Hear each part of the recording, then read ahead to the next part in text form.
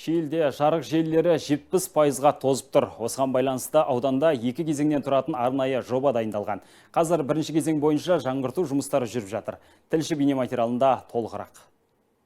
Тақыркөл қосалқы станциясы 6 елді мекенді электр энергиясымен қамтиды. Аталған нысанның ауыл халқы үшін маңызы зор. Сондықтан мұнда ағымдағы жөндеу жүргізіліп жатыр. Ал аудан орталығындағы қосалқы станцияда биыл қайта жаңғырту жұмыстары басталады. Шиелі 220, 110, 35 қосалқы станциясында тұрмыз.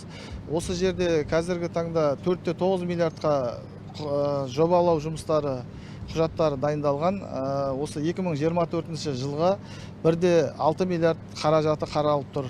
Оған қоса биыл ұзындығы 25 шақырым болатын 10 киловаттық әуе желісі, 18 шақырым 0,4 киловаттық желілер жаңғыртылуда. Сондай-ақ 9 дана қосалқы станцияны ауыстыру жоспарда тұр. Бұл жұмыстар аяқталған кезде жарық желілерінің тозу деңгейі 70-65%-ға төмендейді. Бұрын жарықтың жағдайы онша мәз емес тұғын. Үлкен дауылдар болса, қатты жаңбырлар болса, жиі сөніп тұратын. Жарықтың жағдайы жақсы. Мына жүргізіліп жатқан істердің бәрін көріп жатыр. Ал электр желілерін жаңғыртудың екінші кезеңіне жоба сметалық құжаттары әзірленген. Қазіргі таңда қаржы көзі қарастырылып жатыр. Мамандар ауданның жарық мәселесін алдағы 4 жылда толық шешуге мүмкіндік барын айтады. Қозы Көрпеш, Асыраулы, Айбек Қаржабай, Еркебұлан Шөкенбаев, Қызылорда телеарнасы, Шиелі ауданынан.